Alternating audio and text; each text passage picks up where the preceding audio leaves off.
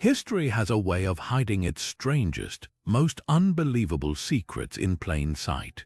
Some events from the past are so bizarre, so utterly inexplicable, that if they were written into a movie script, they'd be dismissed as pure fantasy.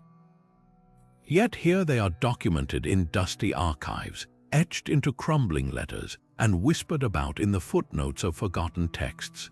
From towns vanishing overnight to objects defying the laws of physics, the past is littered with moments that make even the most skeptical minds pause and wonder. What if reality isn't as solid as we think? What if history's most outrageous tales, the ones that sound like wild fiction, are actually true? That's exactly what we're diving into today. Over the next few minutes, we'll uncover 30 of the most bizarre events in history, incidents so strange they seem ripped from the pages of a surreal novel. Imagine a rain of frogs falling from the sky, an entire army disappearing without a trace, or a man who supposedly lived for 256 years. These aren't myths or legends, they're real occurrences backed by eyewitness accounts, official records, and in some cases still baffling historians to this day. The line between fact and folklore blurs in ways that will leave you questioning everything you thought you knew about the past. And here's the thing, these stories aren't just oddities to gawk at. They're windows into the unpredictable, unfathomable nature of our world. They remind us that history isn't just a series of dates and battles. It's a collection of inexplicable wonders, unsolved riddles, and moments that defy all logic. So if you're ready to step into the shadows of the past where the impossible becomes reality, then stick around, because what you're about to hear will challenge your understanding of history and maybe even make you question what's truly possible. Let's begin. Picture a city gripped by madness, a frenzy so contagious it turned the streets into a stage of horror. Strasbourg in the summer of 1518 became the setting for one of history's most baffling events. Without warning, a woman named Frau Trophia stepped into the marketplace and began to dance. Not a joyful celebration, but a frantic, jerking motion she couldn't stop. Within days, dozens joined her, then hundreds. They twitched, writhed, and convulsed in the summer heat, their feet bloody from days without rest. Some danced until their hearts gave out. Others collapsed only to rise and keep moving as if possessed. For nearly 2 months, the chaos consumed the city, with authorities baffled and desperate. They even built stages and hired musicians, believing the dancers needed to get it out of their system, a remedy that only fueled the nightmare. What could drive an entire town to dance itself to death?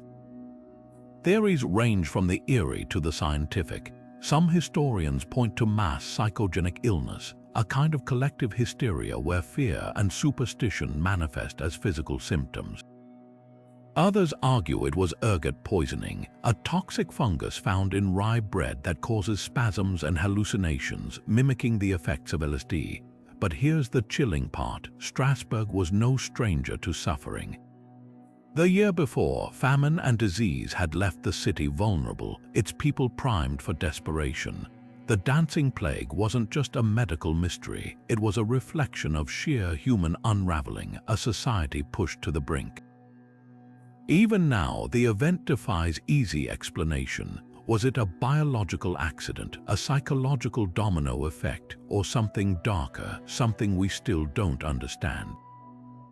The victims left no diaries, only pain etched into the records of a terrified city. And that's the haunting legacy of the dancing plague, not just the bodies that fell, but the question that lingers: how thin is the line between order and chaos? We like to think we're in control, but history has a way of reminding us sometimes the world doesn't play by the rules. One morning in January 1962, a few girls at a boarding school in Tanganyika, now Tanzania, began to giggle. It might have been a normal moment of childhood mischief, except the laughter didn't stop. It spread like wildfire, leaping from student to student until nearly 100 were consumed by uncontrollable fits. Classrooms became chaos, Teachers watched helplessly as children gasped for breath between spasms of giggles, some laughing until they collapsed. The epidemic didn't stay confined to the school. It spilled into nearby villages, infecting hundreds more. For months, the laughter rippled through the region, shutting down schools and leaving communities bewildered. This wasn't just a case of kids being kids. The laughter came with physical symptoms: exhaustion, pain, even fainting, and it defied all attempts to contain it. Authorities ruled out toxins or illness. Instead, psychologists pointed to something far stranger: mass psychogenic illness, a phenomenon where stress manifests as physical symptoms that spread through social contagion. The students weren't faking. Their laughter was real, their distress genuine, but the trigger wasn't a virus or poison. It was the sheer power of the mind. The backdrop adds another layer to the mystery. Tanganyika had just gained independence from British rule, and the weight of change, new expectations, new pressures hung heavy in the air. For these students, laughter became a silent scream, a way to cope with the unspoken tensions of a society in transition. And that's the haunting truth of the laughter epidemic. It wasn't just about humor. It was a mirror held up to collective anxiety, proof that emotions can be as contagious as any disease. Even today, scientists study the event as a textbook example of how psychology shapes reality. There were no microbes, no environmental toxins, just the invisible, unstoppable force of shared human experience. The laughter faded eventually, but the question remains: how many other outbreaks lurking in history's shadows were never diagnosed as what they truly were, not illnesses of the body but of the mind? In a world where stress and uncertainty are constants, the Tanganyika epidemic is an eerie reminder. Sometimes the most infectious thing isn't a virus. It's emotion itself. Sometimes history serves up conflicts so ridiculous you'd swear they were satire. But in 1932, Australia found itself in a very real and very humiliating battle against an enemy no one saw coming: emus. Yes, the flightless birds. After World War I, Australian veterans were given land to farm in Western Australia, but drought and the Great Depression made life brutal. Then came the final insult. Thousands of emus, driven by hunger, began rampaging across their fields, devouring crops and tearing through fences like feathered tornadoes. Desperate farmers begged the government for help, and so, armed with machine guns and military pride, Australia declared war on birds. What followed was nothing short of a farce. Soldiers marched into the outback expecting an easy victory. Instead, they met an enemy far more cunning than anticipated. Emus, it turns out, are fast, capable of sprinting 30 miles per hour, and they scattered at the first sign of gunfire. The birds split into small groups, darting through the scrub in unpredictable patterns, making them nearly impossible to target. Reports from the front line read like slapstick comedy. Machine guns jammed, emus dodged bullets with almost supernatural reflexes, and soldiers found themselves outmaneuvered at every turn. After 6 days of failed assaults, the military retreated, having killed fewer than a dozen birds. The emus had won. The political fallout was just as absurd. Newspapers mocked the campaign, calling it the Great Emu War, and politicians scrambled to save face. One officer even claimed the birds could have withstood machine gun fire like tanks. Farmers, meanwhile, watched their livelihoods vanish bite by bite as the emu hordes returned. A second military offensive was launched and failed just as spectacularly. In the end, the government gave up, opting instead to pay farmers for the emus they hunted themselves. The birds, it seemed, were unstoppable, so what went wrong? Bad planning, overconfidence, and a total underestimation of nature's resilience. The emus weren't mindless pests, they were survivors, adapting to human interference with shocking efficiency. And that's the real lesson of this bizarre chapter. Hubris has a way of backfiring, whether you're fighting an empire or a flock of birds. Today, the Great Emu War is remembered as one of history's most laughable military blunders. but it's also a reminder that when humans declare war on nature, nature often fights back and wins. And if you think that's strange, just wait, because history's next curveball is even wilder. London had seen floods before, but never like this. On an ordinary Monday in October 1814, the streets of St. Giles were bustling with life when disaster struck in the most unexpected form. Beer. The Horseshoe Brewery, a towering vat-filled building, harbored a secret weakness. A massive fermentation tank, held together by aging iron rings, had been straining under the pressure of thousands of gallons of porter. Without warning, the tank burst. The explosion was deafening, unleashing a 15-foot tidal wave of frothy, dark ale that smashed through the brewery's brick walls.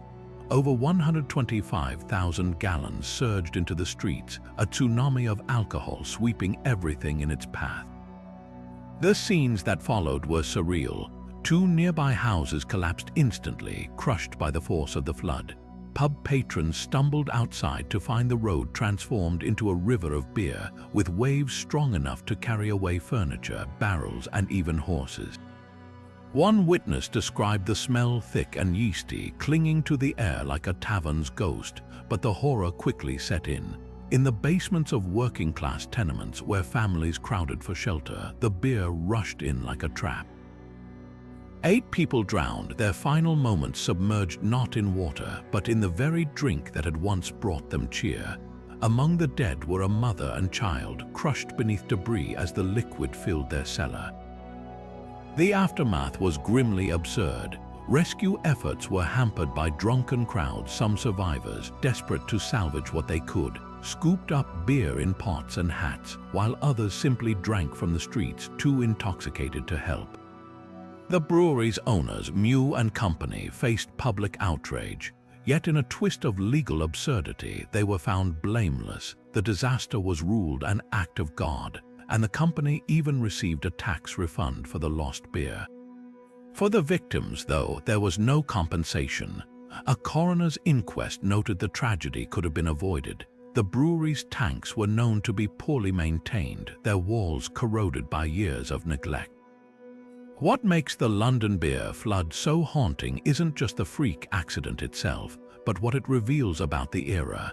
This was a time when industry boomed without regulation, when profits outweighed safety, and the poor bore the brunt of negligence. The flood became a macabre symbol of inequality, a moment where luxury literally drowned the vulnerable. Today, a small plaque marks the site, a quiet nod to the night London learned the hard way. Even something as joyful as beer can turn deadly when mixed with human carelessness.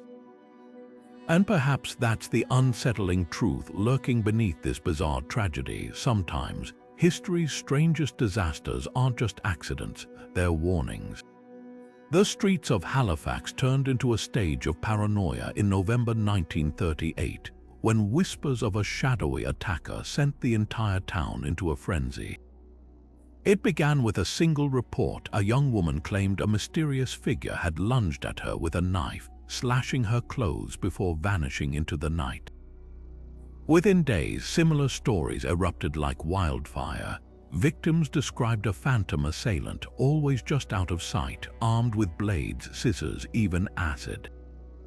The descriptions were vague: a tall man in dark clothing, a ghostly woman, sometimes even a figure that seemed to glide without footsteps. Panic spiraled so quickly that newspapers dubbed the culprit the Halifax Slasher, and suddenly everyone was a potential target. What made this hysteria so striking wasn't just the fear, it was how it fed on itself. Police were flooded with hundreds of reports, yet not a single shred of physical evidence ever surfaced.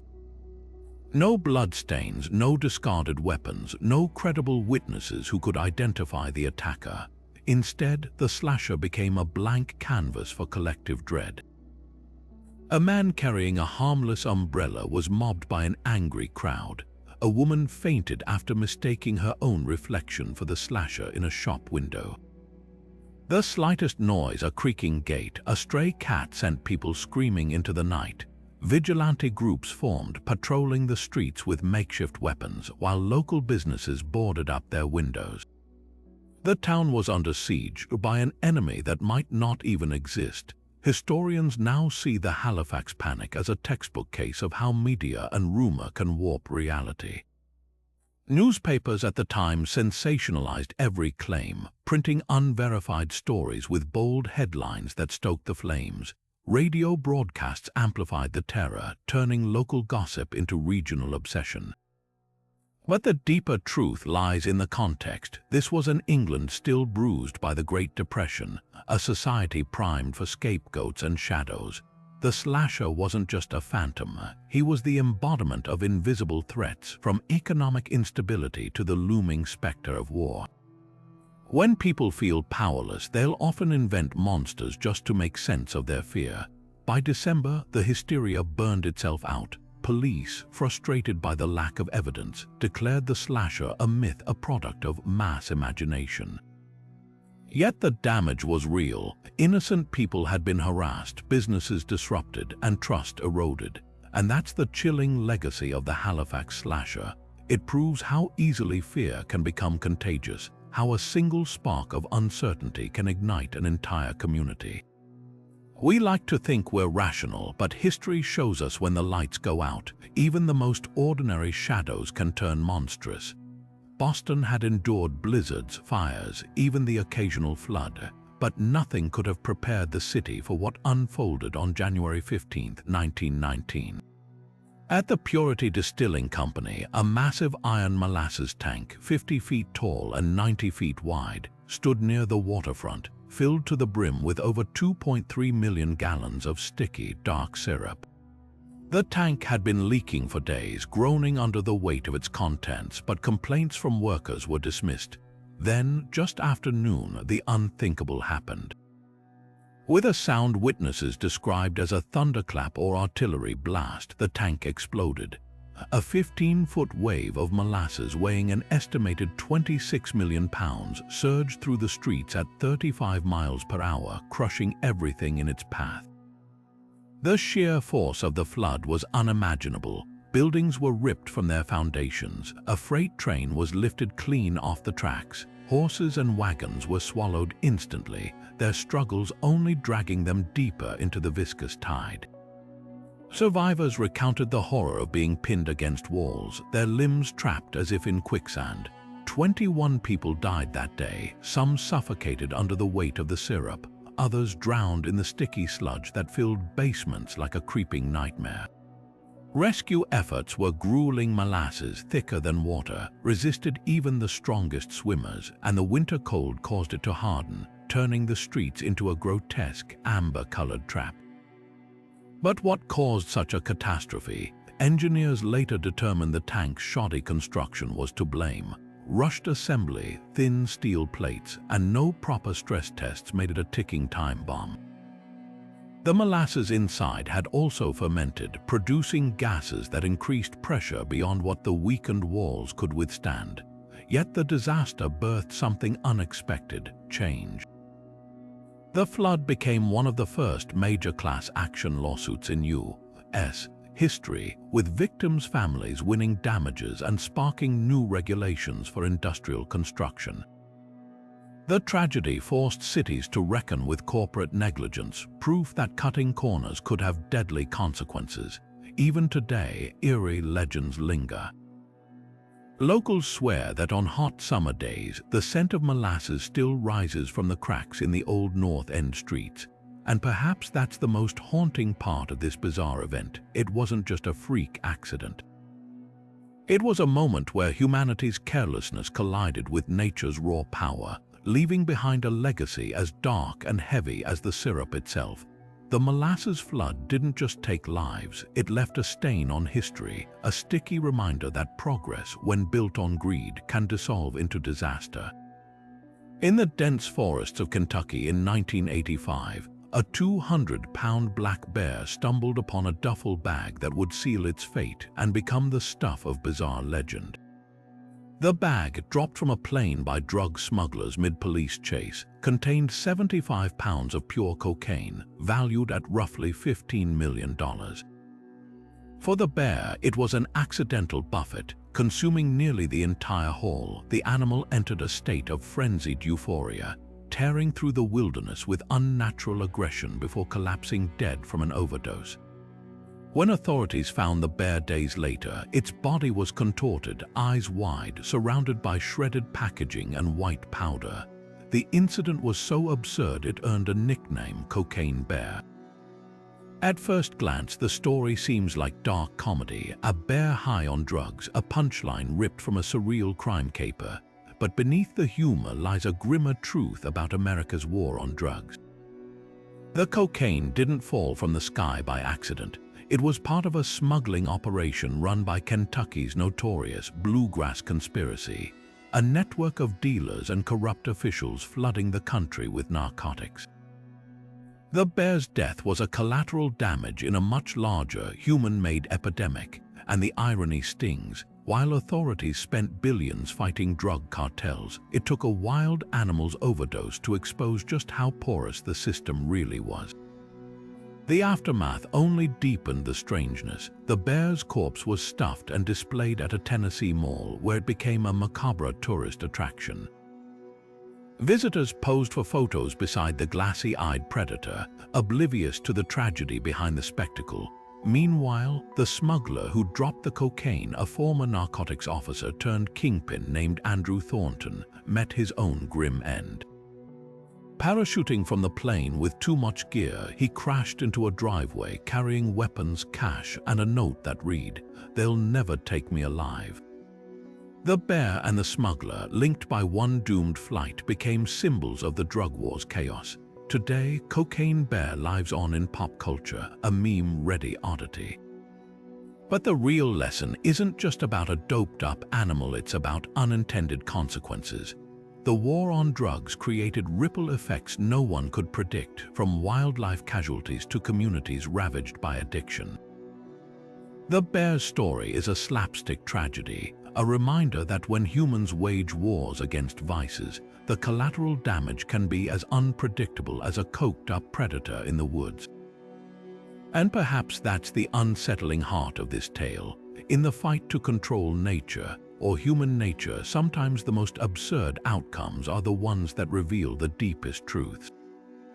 Imagine lying awake at night, your ears ringing with a sound no one else can hear, a deep, relentless drone that never stops. For decades, residents of Taos, New Mexico, have lived this nightmare. Since the early 1990s, a mysterious low-frequency hum has haunted the town, audible only to a select few. Described as everything from a distant engine to a phantom refrigerator, the Taos hum has defied explanation, turning this quiet desert community into ground zero for one of the strangest auditory mysteries on Earth. What makes the hum so unsettling isn't just its persistence, it's the way it divides those who hear it from those who don't. Walk down a street in Taos, and you might find one person driven to the brink of insomnia while their neighbor hears nothing at all. Those sensitive to the sound report physical effects, headaches, nausea, even a sense of dread. Scientists have scrambled to find a source, testing for everything from industrial equipment to geological activity. Yet microphones pick up nothing. The hum exists only in the ears or minds of its victims. Conspiracy theories thrive in the absence of answers. Some blame secret military experiments, pointing to underground facilities like the nearby Los Alamos labs. Others suspect infrasound, frequencies too low for most humans to detect, generated by natural phenomena like ocean waves or shifting tectonic plates. Then there are the more outlandish ideas: alien transmissions, government mind control, even portals to other dimensions. But the most haunting theory, that the hum isn't external at all. Neurologists suggest it could be a form of tinnitus, a misfiring of the brain's auditory system. If true, it raises a chilling question. What if the sound isn't invading their ears but creating itself inside them? The Taos hum isn't alone. Similar phenomena have been reported worldwide, from Bristol, England, to Windsor, Canada, each with the same eerie pattern. Isolated groups of hearers, no physical trace, and a lingering sense of unease. These outbreaks reveal something profound about perception. Reality isn't just what's out there. It's what our brains decide is real. For the people of Taos, the hum is as tangible as the desert air, and that's the real mystery. Not just the source of the sound, but the line where the world ends and the mind begins. What if everything you've been taught about a chunk of history was nothing more than an elaborate hoax? That's the staggering claim at the heart of the phantom time hypothesis, a theory so bold, it suggests nearly 3 centuries of the past never actually happened. According to German historian Herbert Illig, the years between 614 and 911 were entirely fabricated, inserted into the historical record by a conspiracy of rulers and scholars. If true, it would mean Charlemagne never existed, entire dynasties were invented, and we're currently living not in the 21st century but the 18th.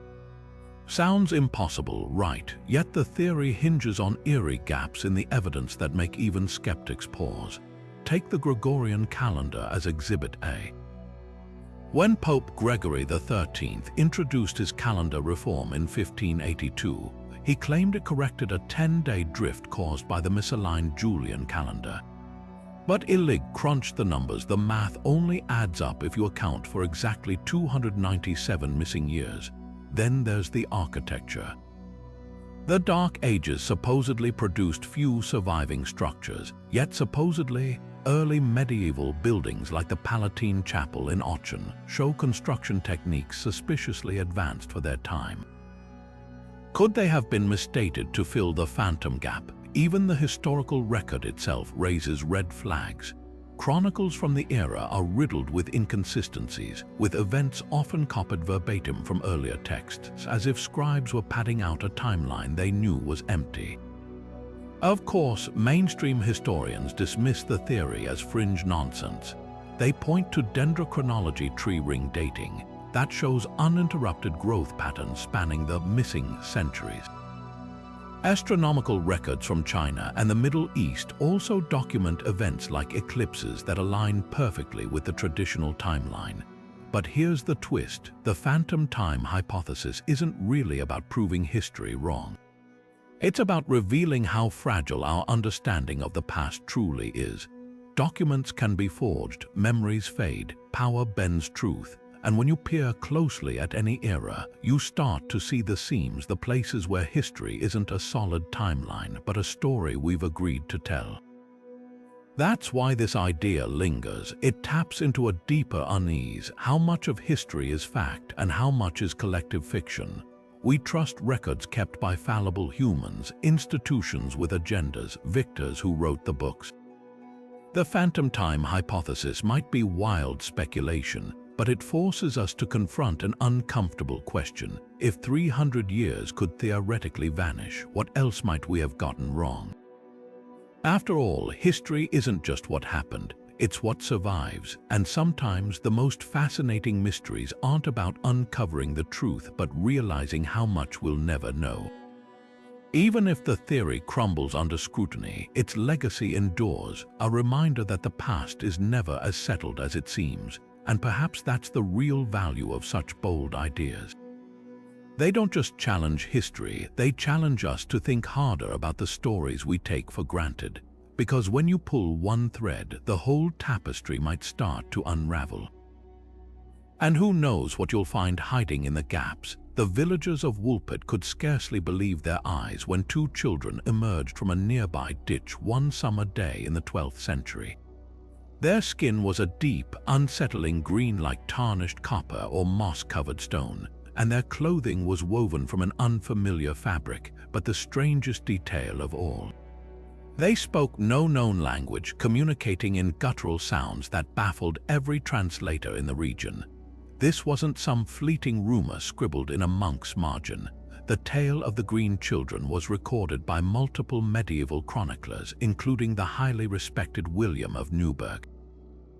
And for centuries, historians have grappled with the same eerie question: what or who were these children really? Some theories tilt toward the supernatural. Folklore whispers of fairy realms hidden beneath hills or across veils of mist, places where time moves differently and inhabitants bear otherworldly traits. Could the children have stumbled from such a place? Their green hue might hint at subterranean origins, perhaps a life spent in dim, mineral-rich caverns where sunlight never reached. Their confusion at the taste of earthly food, they initially refused all offerings except raw beans, only deepens the mystery. Then there's the language barrier. If they weren't from another world, why couldn't a single scholar recognize their speech? But skeptics offer a more grounded explanation. Around the same time, Flemish immigrants faced violent persecution in England. Many were driven from their homes or slaughtered in pogroms. Could the children have been refugees, their skin discolored by malnutrition or arsenic poisoning from contaminated food? Their clothing, described as strange, might have been Flemish wool. As for the language, medieval Flemish dialects could have sounded alien to rural Suffolk ears. Even the green descriptor might be symbolic. Medieval writers often used color to denote foreignness or sickness, yet gaps remain. Why did the boy sicken and die shortly after being baptized while his sister adapted, learned English, and eventually lost her green tint? She later claimed they came from a twilight land called St. Martin's, where the sun never rose, and that they'd been herding cattle when they heard bells and wandered into Woolpit. Bells were often linked to supernatural summons in folklore, tying her account back to older myths. The truth may never be unearthed, but the green children endure as more than a curiosity. They're a mirror held up to medieval fears and fascinations. A time when the edges of maps bore warnings of monsters, and the unknown lurked just beyond the village border. Whether extraterrestrial waifs, displaced refugees, or figments of collective imagination, their story reminds us that history's strangest tales often lie at the intersection of fact and folklore, where the explainable meets the unexplainable and leaves us wondering. On an ordinary summer morning in 1908, deep in the forests of Siberia, a man named Semyon Semenov was tending to his reindeer when the sky split open. What happened next would become one of history's most puzzling cosmic mysteries. First, a blinding light brighter than the sun streaked across the heavens. Then came the sound, a series of deafening explosions that rattled windows hundreds of miles away. Semenov described feeling such intense heat, he thought his shirt was on fire. Moments later, a shockwave ripped through the taiga, flattening 80 million trees across 800 square miles in a radial pattern, as if some unseen hand had slammed a colossal fist into the earth. The Tunguska Event, named for the nearby Podkemanea Tunguska River, left no crater. No fragments of a meteorite were ever found. Just a vast, scorched wasteland where trees lay like matchsticks, their bark stripped and branches pointing outward from ground zero. Scientists initially suspected a comet or asteroid, but the absence of impact debris fueled wilder theories. Some argued it was a black hole passing through Earth. Others whispered about Nikola Tesla testing a death ray from across the globe. The most persistent fringe theory, a UFO suffering a catastrophic engine failure, its alien technology detonating with unimaginable force. The scientific consensus leans toward an airburst, a stony meteor or comet fragment exploding 3 to 6 miles above the surface, releasing energy equivalent to 10 to 15 megatons of TNT. That's 1,000 times more powerful than Hiroshima. The heat would have vaporized the object instantly, explaining the lack of remnants. But here's the chilling part. If the blast had occurred just 4 hours later, it would have obliterated St. Petersburg, killing millions. Instead, it struck one of the most remote places on Earth, sparing lives but deepening the enigma. Culturally, Tunguska became a Rorschach test for the 20th century's anxieties. During the Cold War, Soviet officials allegedly suppressed research, fearing it might reveal the effects of nuclear detonations. Conspiracy theorists seized on the absence of answers, weaving tales of government cover-ups and extraterrestrial visitors. Even today, expeditions scour the region for clues, hoping to explain why this patch of wilderness bore the brunt of cosmic fury. The Tunguska Event stands as a humbling reminder our planet exists in a celestial shooting gallery, and sometimes the universe sends a warning shot across the bow. The next one might not miss. The Ural Mountains should have been a winter wonderland in February 1959, the perfect setting for an experienced ski expedition. But when 9 hikers led by Igor Dyatlov vanished into that frozen wilderness, what followed wasn't just a tragedy.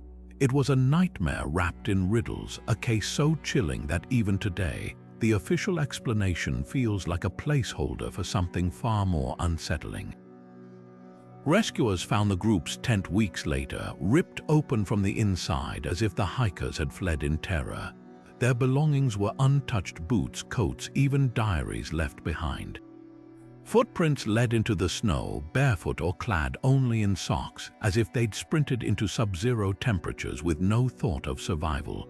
Then came the bodies. Some clustered near a makeshift fire, their hands blackened with frostbite. Others were scattered farther away, crushed by what appeared to be an overwhelming force. One victim was missing her tongue, 2 had fractured skulls, and strangest of all, traces of radiation clung to their clothing. Theories spiral from the plausible to the paranormal. Avalanche unlikely, the slope was too gentle and the hikers had camped in safer spots before. Military testing, the area was near a secret missile range, and declassified files hint at bright flying spheres spotted that night. Indigenous Mansi tribes, no signs of struggle or hostile contact were found. Then there's the wilder speculation, infrasound from wind patterns inducing panic, Yeti attacks, even extraterrestrial encounters. But none explain why skilled outdoorsmen would slash their own tent open and flee half-dressed into certain death. What lingers isn't just the mystery of their final moments, it's the eerie details that defy logic. Why were some victims' clothes found with radiation levels higher than normal? How did internal injuries match the force of a car crash yet leave no external marks? And why did Soviet authorities swiftly classify the case, releasing only heavily redacted reports? The Dyatlov Pass Incident has become a cautionary tale about nature's unpredictability and humanity's desperation for answers. Because sometimes the scariest truth is that we may never know what really happened that night. And perhaps that's the most haunting legacy of all. Not the evidence left behind, but the gaps where certainty should be. In the quiet hours of August 15, 1977, a radio telescope at Ohio State University picked up something extraordinary. A signal so powerful, so unlike anything natural, that the astronomer who discovered it scrawled, "Wow." In the margin of the printout, that single word would give the event its name and spark decades of debate about whether we'd finally heard from extraterrestrial intelligence. The signal lasted a mere 72 seconds, but in that brief window, it defied all earthly explanations. Coming from the direction of the Sagittarius constellation, it blasted through the hydrogen line frequency, a band scientists had long theorized aliens might use for communication, since hydrogen is the universe's most abundant element. The signal wasn't just strong, it was structured, pulsing with the precise intensity of a deliberate broadcast. What made the WOW signal so compelling wasn't just its pattern, but its isolation. Radio telescopes scan the skies constantly, yet nothing like it has ever been detected again. Natural phenomena like pulsars or comets produce radio noise, but they don't transmit on one specific frequency with such clean, unwavering focus. Even stranger, the signal's frequency drifted slightly, matching what you'd expect from a transmission originating on a rotating planet, as if someone out there had aimed a beacon directly at Earth. Researchers have tried for decades to replicate the conditions, pointing telescopes back at the same patch of sky, scanning for echoes or repeats. Silence. Not a whisper. Theories attempting to explain it away only deepen the mystery. Some argue it was a secret military transmission bouncing off space debris, but no known technology in 1977 could have produced such a focused burst from deep space. Others suggest it was a passing satellite's glitch, yet satellites don't transmit on the protected hydrogen line frequency, the most unsettling possibility. That we caught the tail end of a one-time alien broadcast, a cosmic hello sent across the void that we simply failed to answer in time. The WOW signal's legacy isn't just about what we heard, it's about what we didn't. That absence of repetition gnaws at the edges of our understanding, forcing us to confront how ill-equipped we are to interpret the universe's whispers. After all, if intelligence exists out there, why would it conform to our expectations? Maybe the signal wasn't meant for us. Maybe it was a malfunctioning beacon, or the dying gasp of a civilization long gone. Or maybe, just maybe, it was a test to see if we were listening closely enough to recognize it as anything but noise. The universe is under no obligation to make sense to us. And that's what makes the WOW signal so haunting, not the answers it provides, but the questions it leaves hanging in the dark. One of history's most tantalizing puzzles sits quietly in Yale University's Voynich Library, a book that has defied comprehension for over 5 centuries. The Voynich Manuscript, named after the Polish book dealer who acquired it in 1912, is a 240-page enigma written in an unknown script, accompanied by bizarre illustrations of plants that don't exist, celestial charts with unfamiliar constellations, and nude women bathing in what appears to be green liquid. Carbon dated to the early 15th century, this handwritten codex has stumped cryptographers, linguists, and even wartime codebreakers who cracked Nazi ciphers.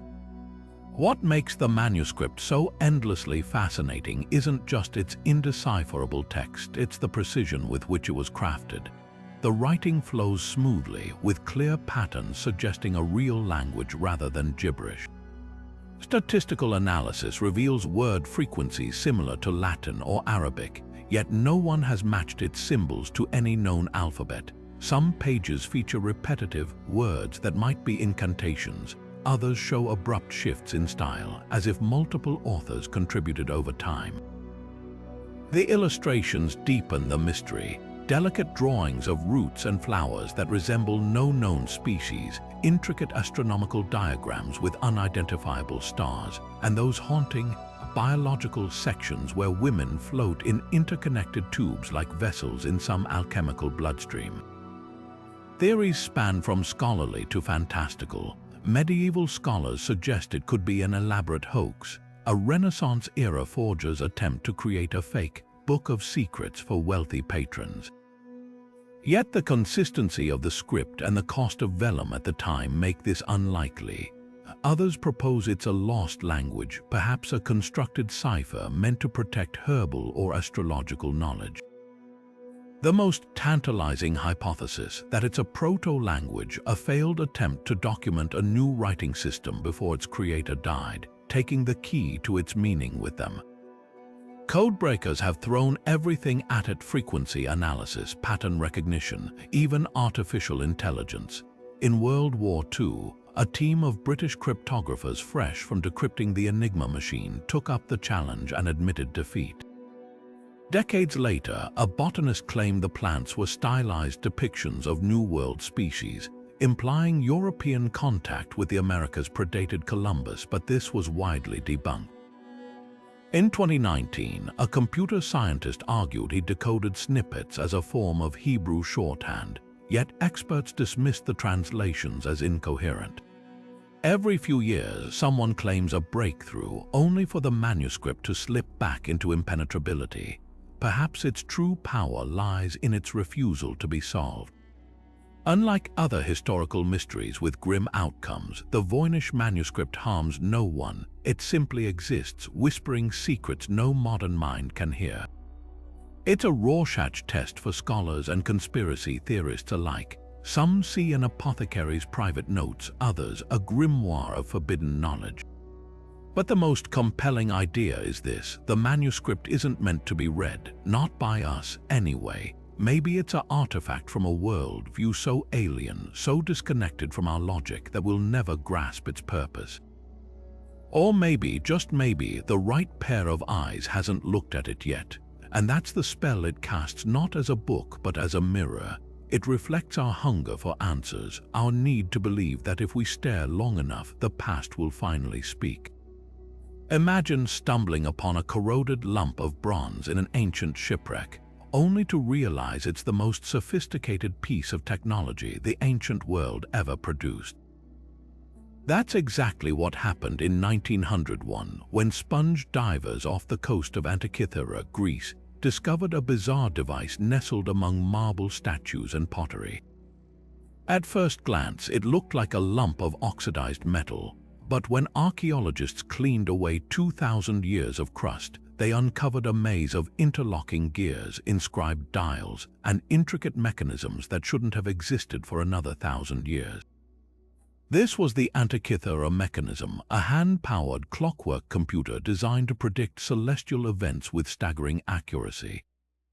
Built around 80 to 60 BC, the device could track the movements of the Sun, Moon, and 5 known planets, forecast eclipses decades in advance, and even account for irregular lunar orbits, a feat of engineering so advanced it rivals early 20th century analog computers. The genius lies in its differential gear, a component previously thought to have been invented in the 1600s. This single part allowed the mechanism to calculate complex astronomical cycles by compensating for the Moon's elliptical path, something no other civilization would achieve until the Renaissance. But here's what truly boggles the mind. This wasn't some one-off marvel. Greek texts hint that such devices were known in their time. Cicero wrote of a similar machine built by Archimedes, while other accounts describe celestial globes that moved by their own power. The Antikythera mechanism suggests an entire lineage of lost technology, a tradition of scientific craftsmanship erased by the collapse of classical civilizations. Its very existence rewrites the history of engineering, proving that the ancient Greeks flirted with concepts we'd consider medieval or even modern innovations. Yet the biggest mystery isn't how it worked, it's why this knowledge vanished. The Roman Empire, with its focus on conquest over curiosity, may have let such specialized craftsmanship die out.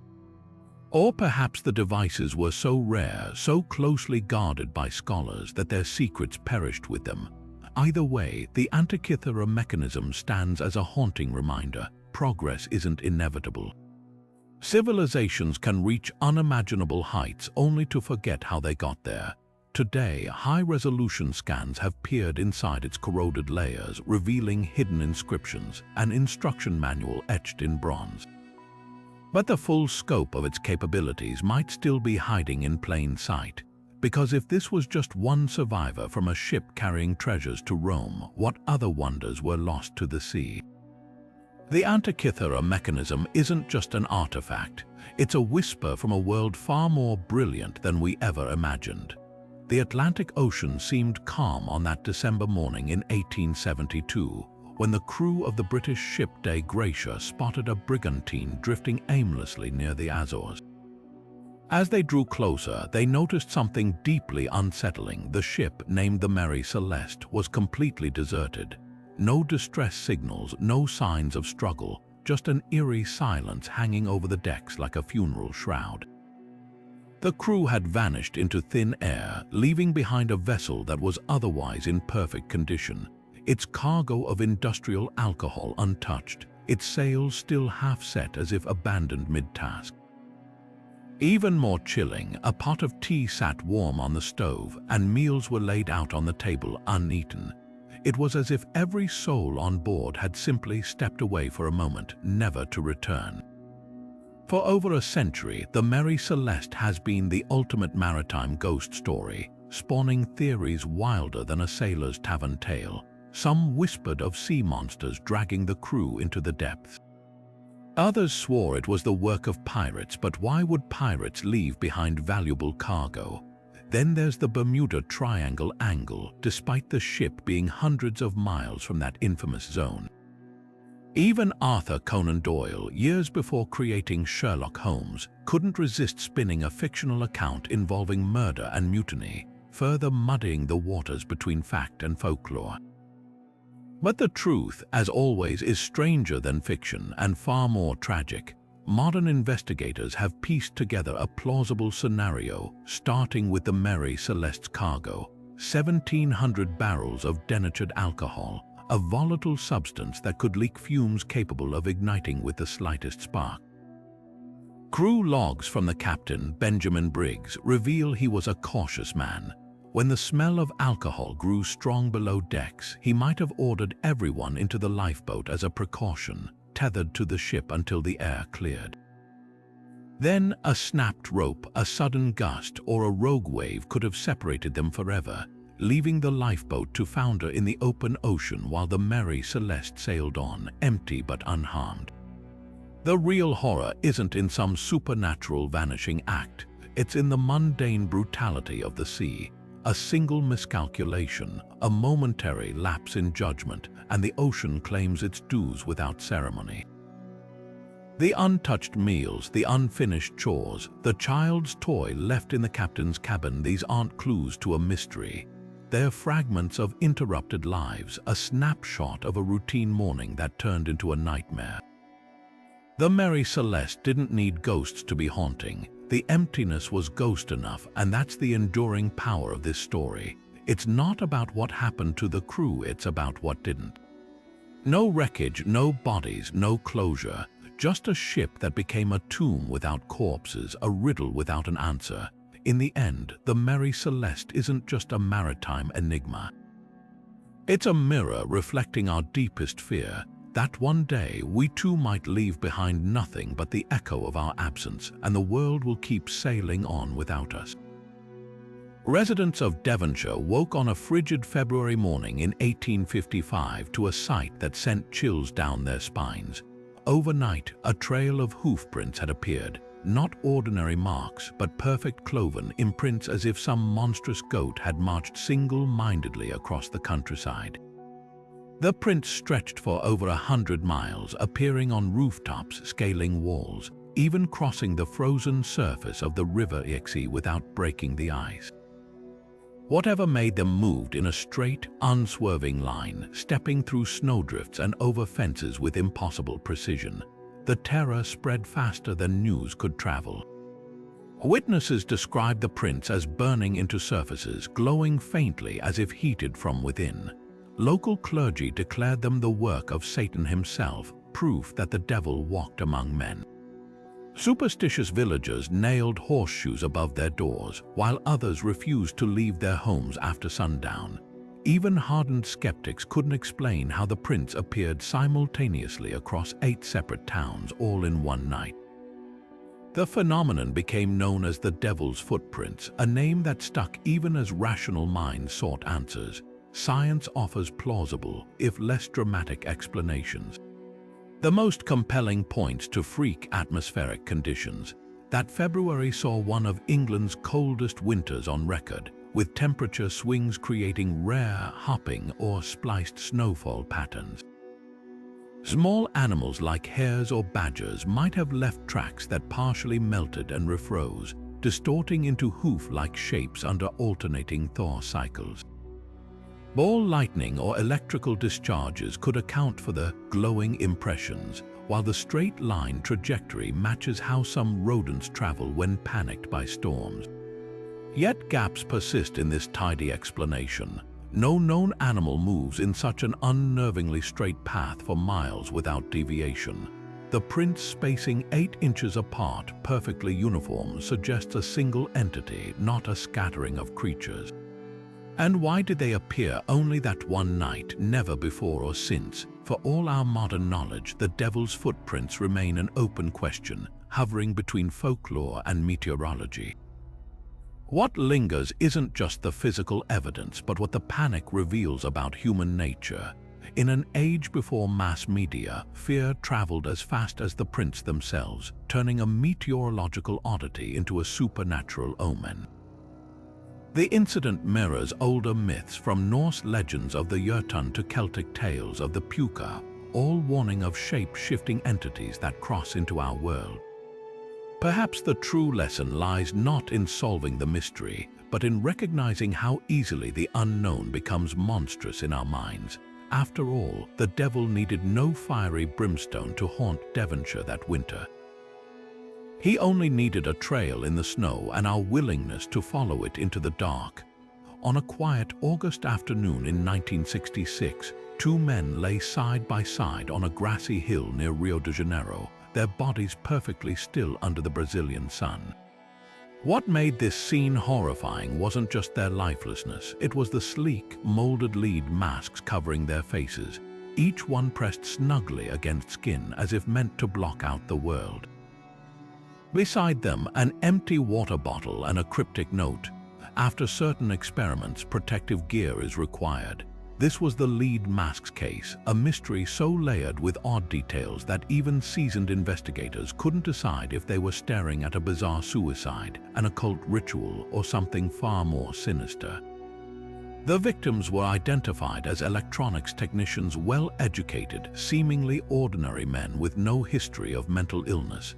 Their attire only deepened the puzzle.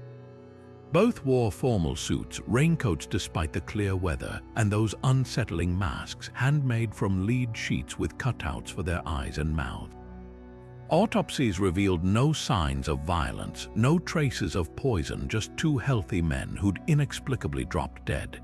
Then came the forensic bombshell. Their stomachs contained lethal doses of a potent tranquilizer, yet no pill bottles or syringes were found at the scene. How had they ingested it, and why? Theories spiral from the plausible to the paranoid. Occultists point to the mask's resemblance to spiritualist rituals, where lead is believed to shield against harmful energies during astral projection. Could the men have been attempting to cross into another plane of existence? Their professions fuel another angle: Cold War espionage. 1966, Brazil was a hotbed of political tension with U.S. and Soviet operatives scrambling for influence. Some speculate the pair were testing radiation-blocking gear for secret tech, perhaps even stolen UFO components given their ties to electronic equipment.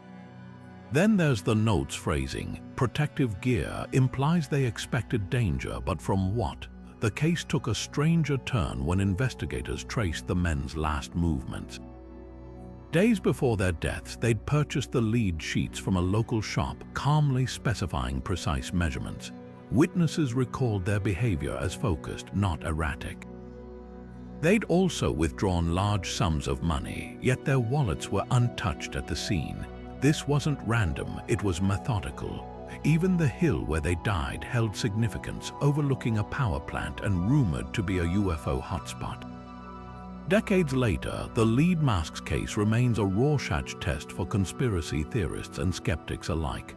Occam's razor suggests a tragic suicide pact, yet the masks defy simple explanation.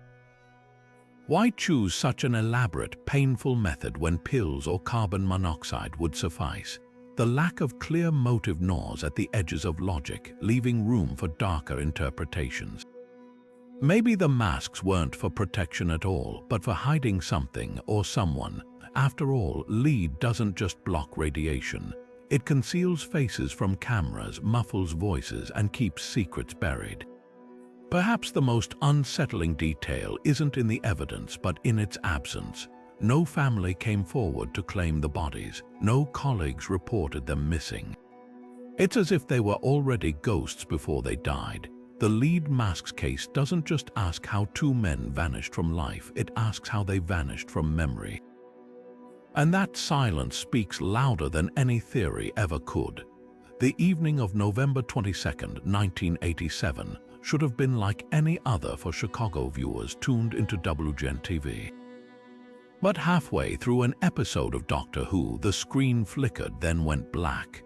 When the signal returned, it wasn't the Doctor battling Daleks. It was a figure in an eerily familiar mask, glitching and distorting as if the broadcast itself had been possessed. The face was uncanny, warped sunglasses, rubbery synthetic skin, and that unmistakable jagged grin. This was Max Headroom, or at least a twisted imitation, hijacking the airwaves with a performance so bizarre, it felt ripped from a cyberpunk nightmare. For nearly a minute, the intruder rambled in a garbled, electronically altered voice, spewing nonsense about clowns and catch the wave, while an accomplice off-camera spanked him with a fly swatter. Then, as abruptly as it began, the transmission cut back to normal programming, leaving thousands of viewers wondering if they'd hallucinated the whole thing. But this was no technical glitch. It was the first and only successful broadcast intrusion in U.S. television history, a brazen act of electronic vandalism executed with chilling precision. The mystery only deepens when you consider the logistics. Hijacking a broadcast signal isn't as simple as tapping into cables.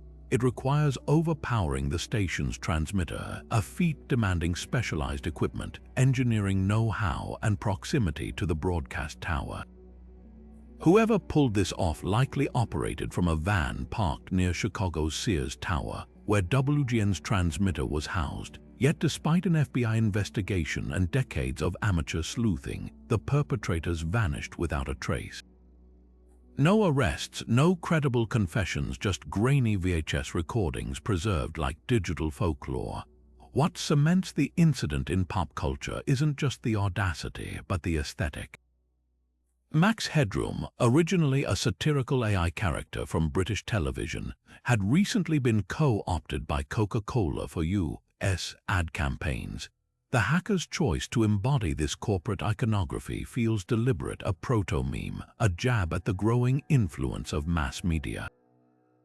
The intrusion's surreal humor, rubber chickens, distorted catchphrases mirrors the absurdist pranks of early internet culture, years before it went mainstream. It's as if the hacker predicted the chaos of viral media before the web even existed. The most unsettling theory: this wasn't the intruder's first attempt.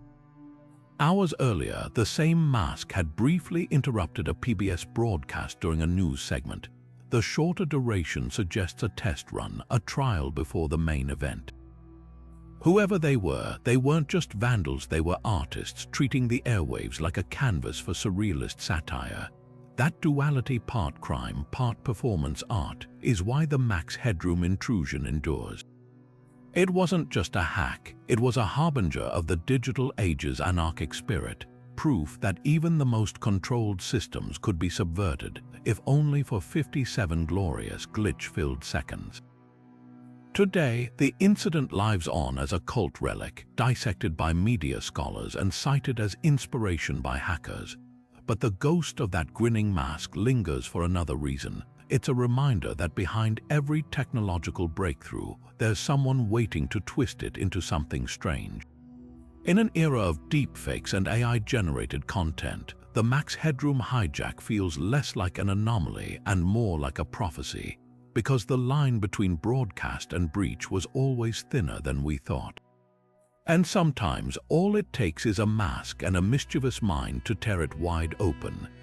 The Flannan Isles lighthouse stood silent on December 26, 1900, when a supply ship arrived to find no keepers waiting to greet them. No lamps burned in the tower, no flags signaled distress, just an unlocked door swinging in the wind, and inside, signs of a life abruptly abandoned. A half-eaten meal on the table, an overturned chair, and a clock frozen at the exact moment 3 men had stepped out of existence. What happened to Thomas Marshall, James Jucat, and Donald MacArthur remains one of history's most chilling maritime riddles. Theories spiral into 2 starkly different directions. The official explanation points to nature's fury. The lighthouse log, recovered from Marshall's meticulous entries, tells of savage winds in the days before their disappearance, storms so violent, waves reportedly climbed the 200-foot cliffs to crash over the lighthouse itself. One final, frantic note described Jucat as very quiet and MacArthur, a seasoned mariner, actually weeping in fear. Investigators speculated they'd ventured out to secure equipment during a lull, only to be swept away by a freak wave. But this tidy answer unravels under scrutiny. Why would all 3 leave the lighthouse unmanned simultaneously, violating protocol? Why were their oilskins still hanging indoors, suggesting they'd stepped out unprepared? That's where the supernatural whispers creep in. The Flannan Isles have long been steeped in Gaelic folklore, said to be haunted by the Phantom of the Seven Hunters, a spectral force that lures sailors to their doom. Locals spoke of strange lights flickering near the cliffs before the keepers vanished. Even the relief captain who discovered the empty lighthouse reported an uncanny feeling, as if the islands themselves were watching. Then there's the log's most unsettling detail. Marshall's final entry mentioned an unfamiliar ship approaching a vessel no other records confirm. Was it a mirage? A ghostly omen, or something more sinister hiding in the mist? What makes this case endure isn't just the mystery of the men's fate, but what it reveals about isolation's psychological toll. Lighthouse keeping was a special kind of solitude, months spent staring at an empty horizon where the mind could twist shadows into specters. The Flannan Isles weren't just remote, they were a psychological experiment in extreme endurance. Perhaps the truth lies somewhere between storm and spectre, not a wave or a phantom, but the slow creep of madness in a place where the wind sounded like voices and the rocks below whispered invitations. The lighthouse still stands today, automated and indifferent, but the keeper's legacy lingers not as a warning about the sea's cruelty, but about the fragility of human sanity when left alone too long with the unknown. Because sometimes the most terrifying monsters aren't the ones lurking in the water, they're the ones we imagine in the dark. Just past 2 in the morning on February 25, 1942, air raid sirens shattered the calm over Los Angeles. Searchlight beams crisscrossed the sky as anti-aircraft guns roared to life, pumping over 1,400 rounds of artillery into the darkness. The target, an unidentified object hovering silently over the city, or perhaps nothing at all. For hours, chaos gripped the West Coast as the military scrambled to intercept what many believed was a Japanese air raid mere months after Pearl Harbor. But when dawn broke, there were no wrecked enemy planes, no bomb craters, just spent shell casings littering the streets, and a lingering question: what had they been shooting at? The official explanation came swiftly. Secretary of the Navy Frank Knox dismissed the incident as a case of war nerves, blaming false alarms triggered by weather balloons or stray radar echoes.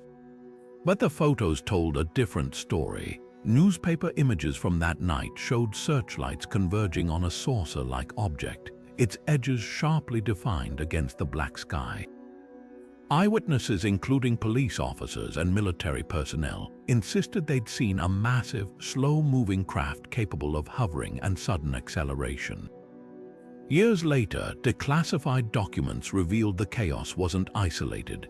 Radar operators had tracked an unidentified target approaching the coast at impossible speeds before it vanished near Santa Monica. What makes the Battle of Los Angeles so compelling isn't just the mystery of the object itself, it's the collision of wartime panic and the unknown. 1942, America was a pressure cooker of fear. Japanese submarines had shelled an oil field near Santa Barbara just days earlier, and rumors of imminent invasion swirled. In that climate, every shadow became a threat, every glitch on a radar screen a squadron of enemy bombers. The military's response, raining artillery on an empty sky, wasn't just overreaction. It was a glimpse into how easily fear can weaponize the imagination. Yet the parallels to modern ufology are impossible to ignore. Just as wartime tensions framed the unknown as a national security threat, today's UFO sightings often emerge from military contexts: Navy pilots tracking tic-tac-shaped craft, radar blips defying physics near sensitive installations. The Battle of Los Angeles might be the first documented case where government forces openly engaged what we'd now call a UAP, an unidentified aerial phenomenon. The difference: where 1940s officials defaulted to weather balloons, 21st century Pentagon reports grudgingly admit some encounters defy explanation. The real legacy of that chaotic night isn't in the unanswered questions, but in the pattern it set. When fear grips a society, the line between vigilance and paranoia blurs. One moment you're scanning the horizon for real threats, the next you're firing at shadows. Whether the Battle of Los Angeles was a case of mass hysteria, experimental tech, or something stranger, it remains a cautionary tale, not just about what might lurk in the sky, but about what happens when we let fear pull the trigger first and ask questions later. And in an age of drones, stealth aircraft, and renewed Cold War tensions, that lesson feels more relevant than ever. February 1692 began quietly in Salem Village, until 9-year-old Elizabeth Parris and 11-year-old Abigail Williams started twitching. Their bodies contorted into impossible positions, their speech dissolved into guttural shrieks, and when Reverend Samuel Parris demanded answers, the girls pointed trembling fingers at 3 women: Tutuba, an enslaved Caribbean woman; Sarah Good, a homeless beggar; and Sarah Osborne, an elderly outcast. Thus began the Salem witch trials, a 9-month nightmare that saw 20 people hanged and 5 more dying in jail. But what if the real horror wasn't supernatural but biological?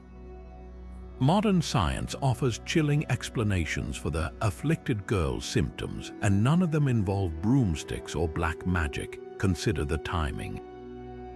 The winter of 1691 had been unusually damp, with heavy rain soaking grain stores in barns across Massachusetts. Under these conditions, a fungus called ergot thrives, the same organism that gives us LSD. When consumed in moldy rye bread, ergot alkaloids cause hallucinations, muscle spasms, and a creeping sensation of being pricked by invisible pins, precisely the symptoms described by the afflicted girls. Victims report seeing spectral figures, feeling their skin crawl, and even experiencing temporary paralysis.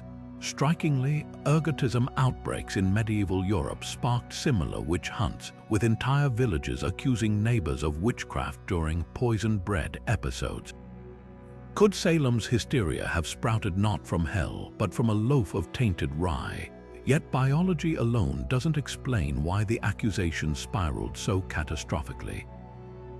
Enter mass psychogenic illness, a phenomenon where psychological distress manifests as physical symptoms, spreading through communities like a contagion.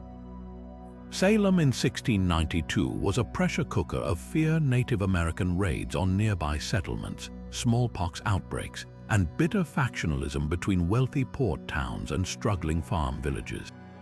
The Puritans' rigid worldview offered no outlets for dissent or doubt. Their theology taught that Satan walked among them, seeking weak vessels to corrupt. For young girls like Anne Putnam Jr., whose repressed rage at patriarchal constraints later leaked into confessions of deliverance, the witch trials became a grotesque stage to wield power in a society that rendered them voiceless. The darkest twist: many of the accusers may have genuinely believed their own suffering. Psychologists note how suggestible adolescents in high-stress environments can develop conversion disorder, unconsciously mimicking symptoms they've witnessed. When magistrates like John Hathorne rewarded the girls with attention and authority, praising them as instruments of God, while defendants begged for mercy, the line between performance and reality blurred. By June, even respected matrons like Rebecca Nurse stood condemned based on spectral evidence, the girls' claims of seeing ghosts only they could perceive. What lingers isn't just the tragedy of wrongful executions, but the cautionary tale of how easily fear metabolizes into violence. The Salem witch trials weren't an anomaly, they were a blueprint. From McCarthyism to modern conspiracy theories, societies keep rediscovering the same terrible formula: take collective trauma, mix with unchecked authority, and let human nature do the rest. The afflicted girls might have been poisoned or hysterical or cunning, but their legacy is undeniable. They proved how fragile reason becomes when terror whispers in its ear. And in that sense, the real witchcraft was never in the shadows. It was in the light, where ordinary people watched the gallows sway and called it justice. October 28, 1943 was supposed to be just another day at the Philadelphia Naval Shipyard until witnesses claimed the USS Eldridge vanished before their eyes. According to urban legends, the Navy had been running top-secret experiments to render ships invisible to radar using intense electromagnetic fields. But something went horribly wrong. Sailors described a greenish fog enveloping the destroyer escort, arcs of lightning dancing across its hull, and then instantaneous displacement. When the mist cleared, the Eldridge wasn't just invisible. It was allegedly teleported over 200 miles to Norfolk, Virginia, before reappearing in Philadelphia moments later, its crew fused into bulkheads or driven to madness. The story's origins read like a sci-fi thriller. Paranormal researcher Morris Jessup received letters in the 1950s from a man claiming to be a former crew member, detailing horrific side effects. Men bursting into flames, others fading in and out of existence, a few simply disappearing forever. When Jessup dug deeper, he uncovered whispers of Project Rainbow, a supposed collaboration between Einstein and Navy scientists to bend space-time using his unfinished unified field theory. The implications were staggering. If true, the military had stumbled upon teleportation decades before the atomic bomb. But here's where fact and folklore collide. The Navy denies any such experiment took place, and Einstein's journals show no evidence he worked on applied teleportation. Skeptics argue the tale sprouted from misinterpreted naval research into degaussing, a real technique using magnetic coils to make ships invisible to mines, not radar. As for the Norfolk sighting, merchant ships' logs from that day show no record of the Eldridge. Yet believers counter with unsettling details. Declassified documents reveal the Navy was indeed testing high-voltage electromagnetic fields in Philadelphia that year, and several crew members later died under mysterious circumstances. The legend's enduring power lies in its marriage of Cold War secrecy and scientific ambition. 1940s America was racing to harness radical technologies, microwave radar, nuclear fission, so why not invisibility? The Philadelphia experiment taps into primal fears about the cost of progress, echoing Faustian bargains and Lovecraftian horror. It's no accident the story resurged during the 1980s when Reagan's Star Wars program revived fears of unchecked military experimentation. Perhaps the truth doesn't matter. What fascinates isn't whether the Eldridge teleported, but why we so desperately want to believe it did. The Philadelphia experiment is a Rorschach test for our relationship with the unknown, a cautionary tale about ambition without ethics, and a reminder that some doors, once opened, might never close. And in that sense, the real experiment wasn't in a shipyard. It's the one we keep running on ourselves, testing how far we'll go to turn science fiction into fact, and what we're willing to sacrifice along the way. The tiny Bavarian farmstead of Hinterkaifeck seemed peaceful in the spring of 1922 until the neighbors noticed something odd. No smoke rose from the chimney. No one tended the animals. Then came the crows circling the property with an unsettling persistence.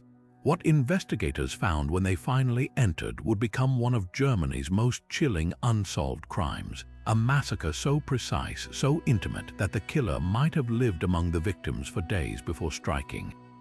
6 bodies lay scattered across the farmhouse and barn.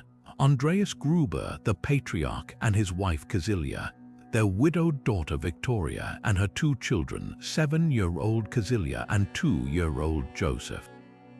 Even the family maid, Maria Baumgartner, who'd arrived just that day to replace a predecessor who'd quit weeks earlier, claiming the farmhouse was haunted. The weapon, a mattock, a farming tool with a blade meant for breaking soil, not skulls. Each victim had been lured to a separate location, struck from behind with methodical brutality. But here's where the case twists from gruesome to surreal. Days before the murders, Andreas told neighbors he'd found footprints leading from the forest to the farmhouse, but none returning. The family's keys went missing. Upstairs, the children whispered about hearing footsteps in the attic while their parents dismissed it as creaking floorboards.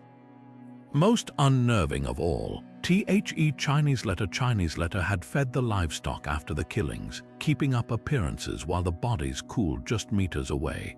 Whoever did this knew the farm's routines intimately, the layout, the hiding places, even where Victoria kept her savings, which were left untouched. Theories range from the disturbingly plausible to the outright gothic. Some suspect Victoria's estranged husband, Carl Gabriel, though he had an alibi. Others point to Lawrence Schlittenbauer, a neighbor rumored to be Joseph's true father, who'd fought with Andreas over money.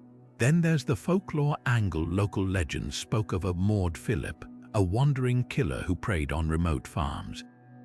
But the most unsettling possibility, that the culprit was someone the family trusted enough to let inside, a farmhand, a relative, or perhaps the previous maid, whose abrupt departure took on new significance when police learned she'd also complained of unexplained noises before leaving.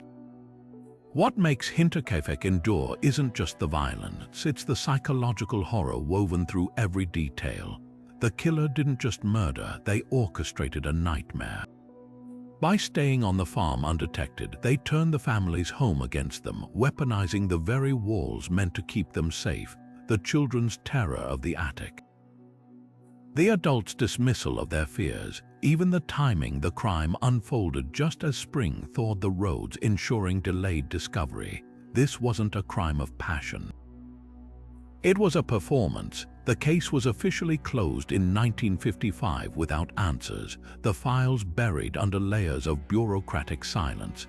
Today, the farmstead is gone, razed to the ground, its foundations swallowed by grass. But the questions remain. Was this the work of a scorned lover, a debt collector turned executioner, or something far colder, a predator who saw not people but pawns in a game only they understood? Hinterkaifeck doesn't just defy resolution. It whispers a warning about the monsters who don't hide in shadows but in plain sight, waiting for the perfect moment to swing the blade.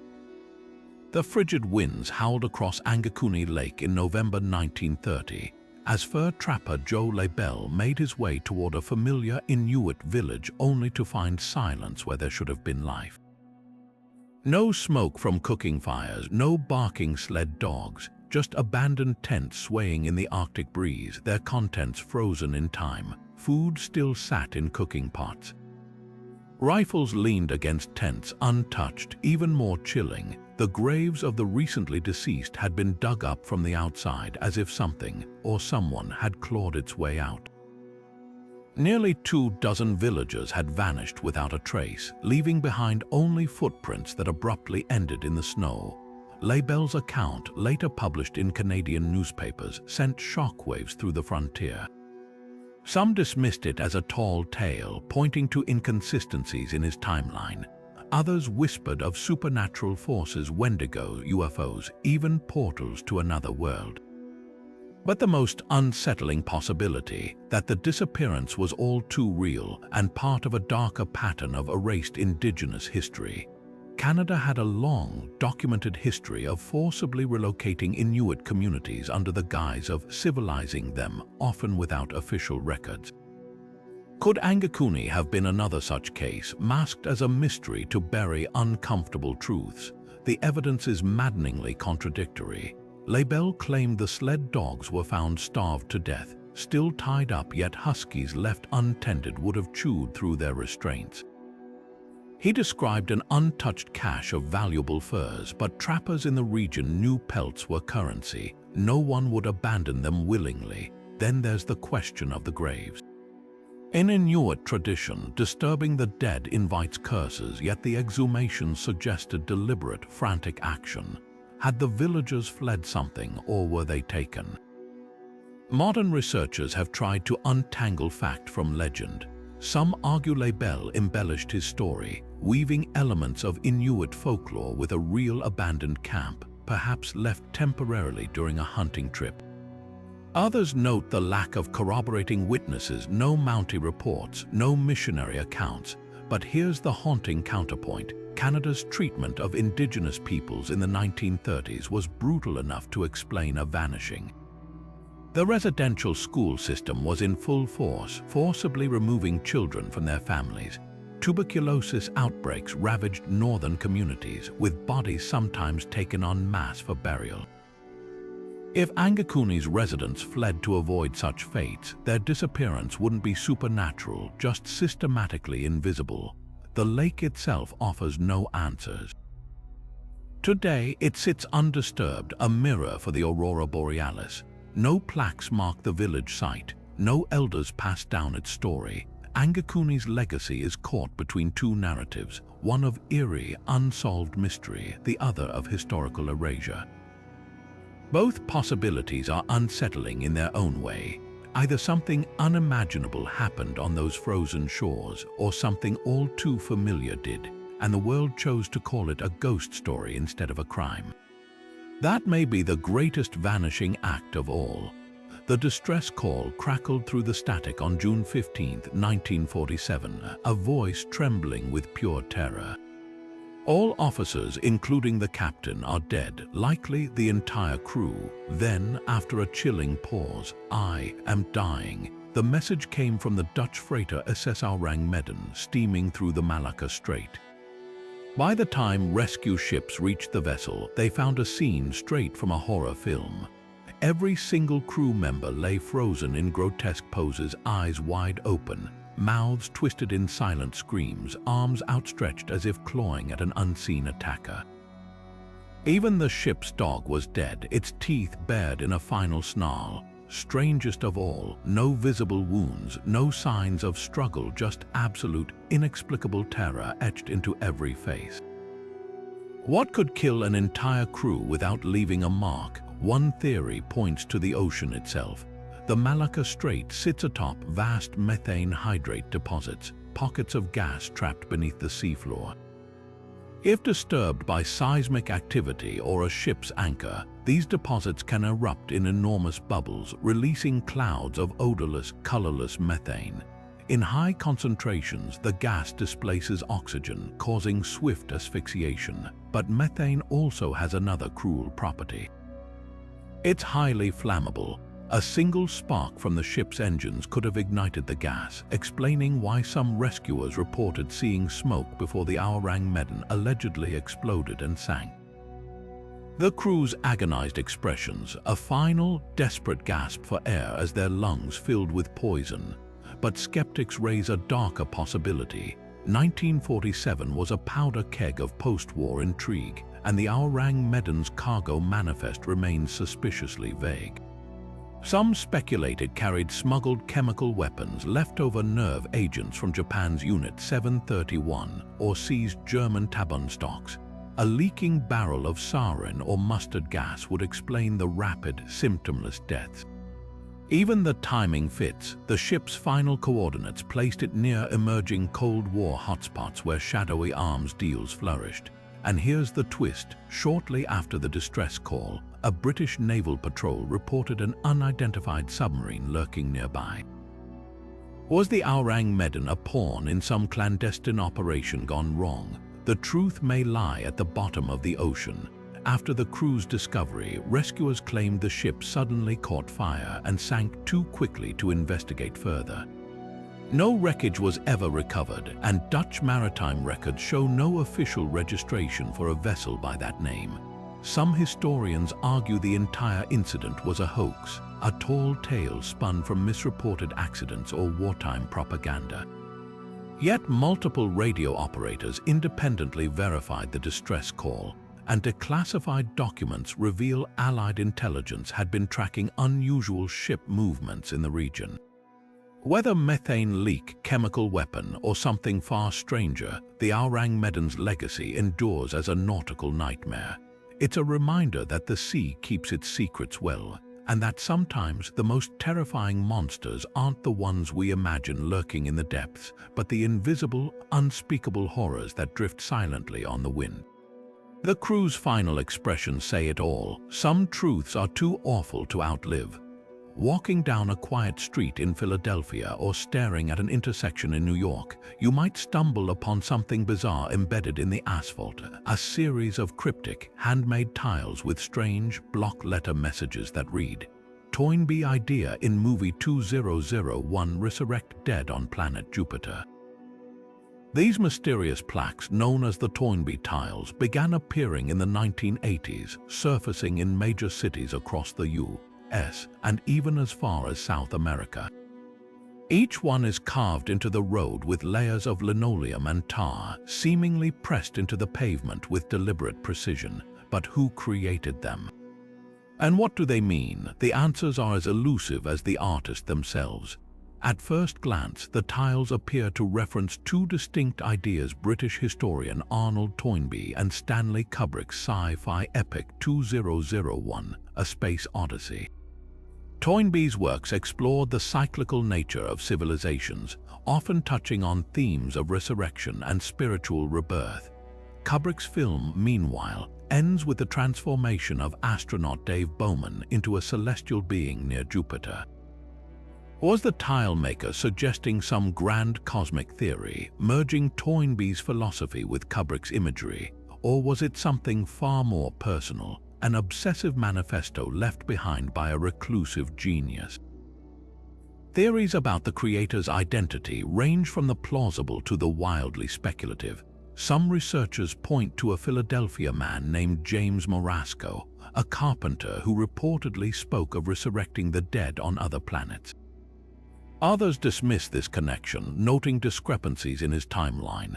Then there's the Kubrick angle. Conspiracy theorists argue the tiles could be linked to the director himself, perhaps a secret communication about hidden meanings in his films. The most chilling twist: a handful of tiles found in the 2000s contained ominous additions referencing murder and the media, fueling speculation that the original artist may have been silenced or worse. What makes the Toynbee tiles so compelling isn't just their cryptic message, but their resilience. Despite decades of traffic, weather, and urban decay, many remain intact, stubbornly embedded in the streets like fragments of a forgotten code. Documentarians and amateur sleuths have dedicated years to unraveling the mystery, tracing tile locations, analyzing handwriting, even scouring old phone directories for leads. Yet the truth remains just out of reach. Perhaps the most haunting possibility is that the tiles were never meant to be fully understood. Like a message in a bottle tossed into the ocean of pavement, they exist not to provide answers but to provoke questions. Who were we, the tiles seem to ask, and what do we become? In a world where so much is documented, catalogued, and explained, the Toynbee tiles stand as a rare enigma. A reminder that some mysteries aren't meant to be solved, only pondered, one weathered letter at a time. In the late 1960s, as fear gripped Northern California, the Zodiac Killer didn't just murder, he taunted. Between 1968 and 1969, this shadowy figure claimed at least 5 lives, but his true legacy lies not in the bloodshed, but in the cryptic ciphers he mailed to newspapers, daring authorities to crack them. Of the 4 coded messages he sent, only 2 have been solved, and the remaining 2 continue to defy the world's top cryptographers decades later. What makes these puzzles so enduring isn't just their complexity, but the chilling arrogance behind them. The Zodiac wasn't just hiding his identity, he was playing a game, dangling clues like breadcrumbs for a society too terrified to look away.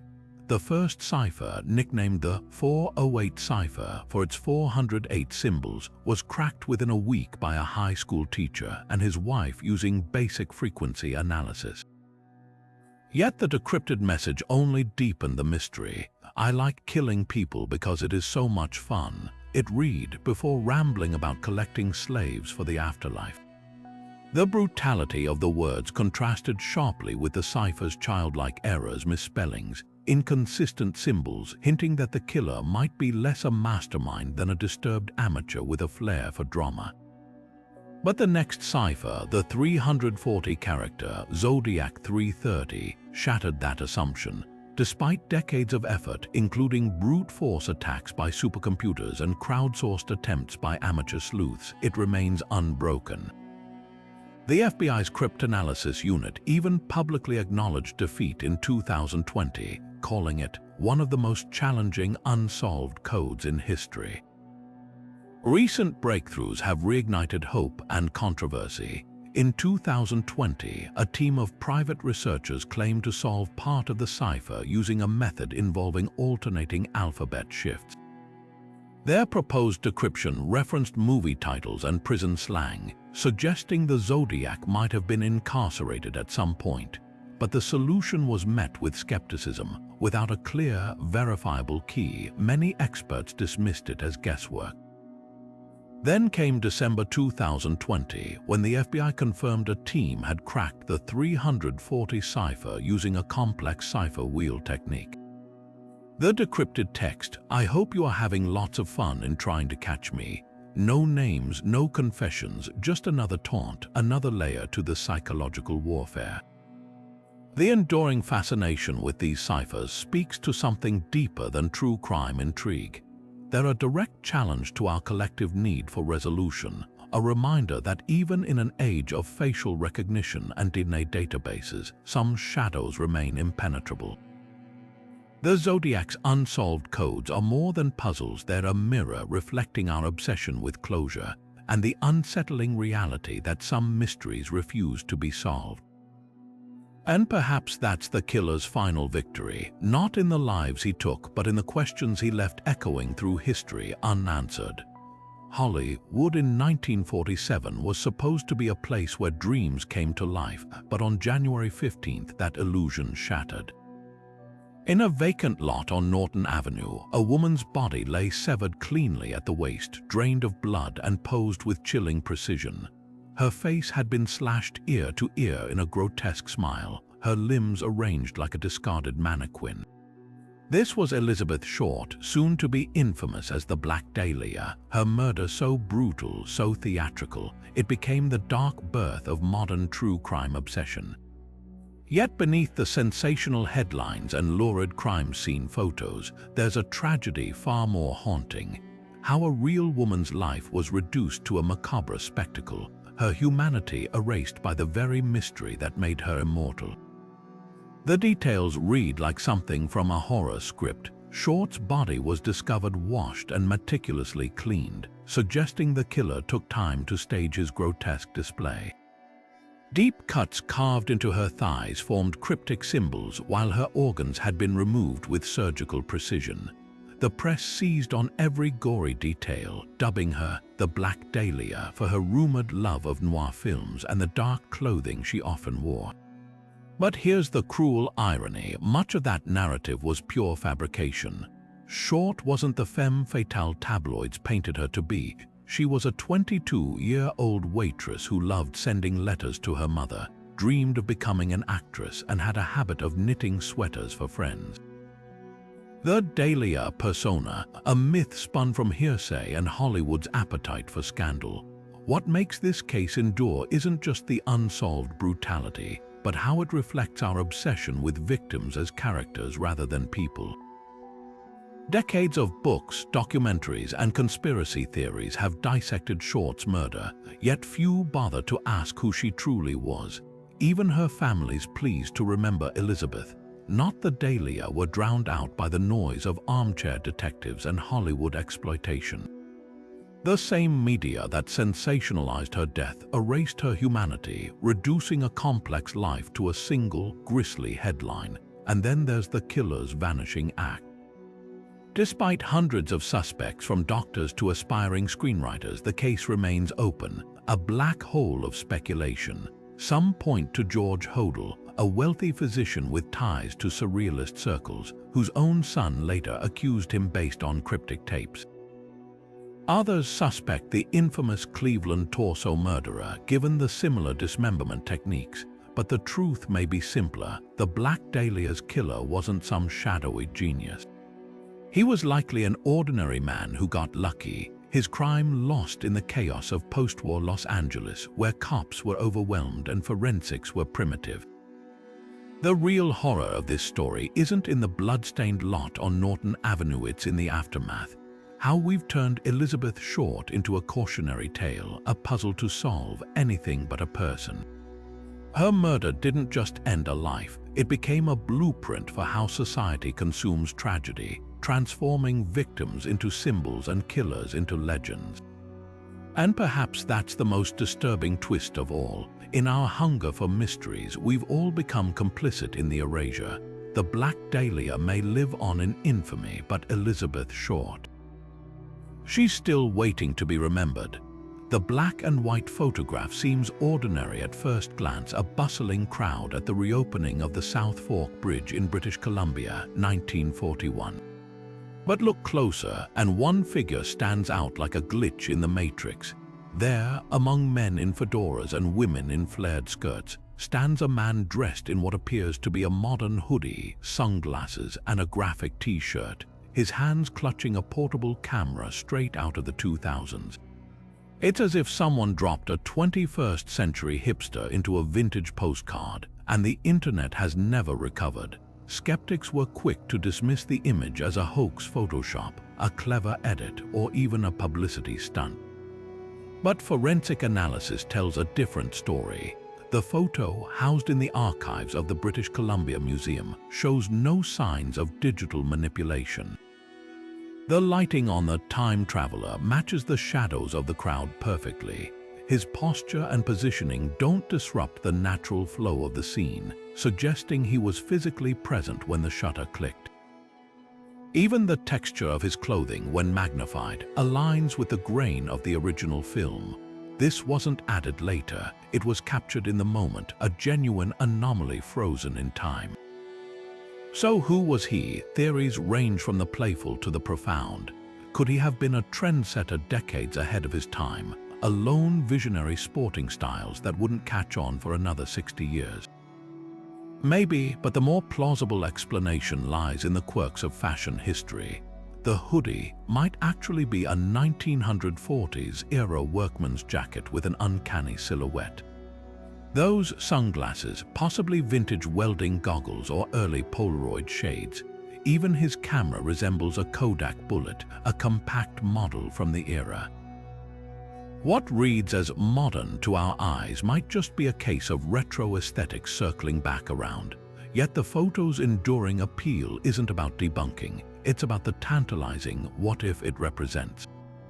Humans are wired to seek patterns, to spot the impossible in the mundane. This single frame taps into our collective love for paradoxes, for cracks in reality where the extraordinary bleeds into the everyday. It's the same thrill that fuels UFO sightings or déjà vu, the fleeting sense that the universe might be stranger than we think. In the end, the time-traveling hipster isn't proof of wormholes or secret chrononauts. But that's almost beside the point. What matters is how a single photograph can upend our assumptions, making us question the linear march of history, if only for a moment. Because sometimes the most fascinating mysteries aren't the ones that defy explanation, but the ones that remind us how much we still don't know about the everyday world right in front of us. And isn't that, in its own way, just as magical?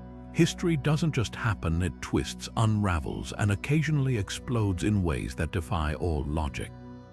What these 30 bizarre events reveal isn't just the oddity of the past, but the fragility of the stories we tell about it. Official records, textbooks, even eyewitness accounts, they're all filters, straining out the messy, uncomfortable truths that don't fit the narrative. Because how do you explain a town that danced itself to death? Or a bear that overdosed on smuggled cocaine, or an entire village that vanished into thin air, leaving nothing behind but a pot of cold tea and a trail of unanswered questions. The real lesson here isn't just that history is stranger than fiction. It's that the line between fact and legend is thinner than we think. Take the Voynich Manuscript, a book no one can read, filled with plants that don't exist. Or the dancing plague of Strasbourg, where fear and famine turned into a physical contagion. These aren't just footnotes, they're reminders that the past is full of holes, gaps where the unexplainable seeps through. And that's the thrill of it. Every time we dig deeper, we're forced to confront how much we don't know, how easily the official story glosses over the weird, the unsettling, the downright impossible. So here's the challenge. Don't just accept history as it's handed to you. Question it, wrestle with it, because for every tidy explanation, there's a molasses flood waiting to drown it, or a time-traveling hipster photobombing the frame. The past isn't a museum, it's a crime scene, a puzzle, a ghost story whispered in the dark, and the best part, you're invited to the investigation. Now it's your turn. What's the most bizarre, mind-bending slice of history you've ever stumbled across? Drop it in the comments, let's keep the mystery alive. After all, the next great unsolved enigma might be lurking in your hometown, just waiting for someone to connect the dots. And who better to do it than a community of curious minds unafraid to ask, what if we've gotten it all wrong?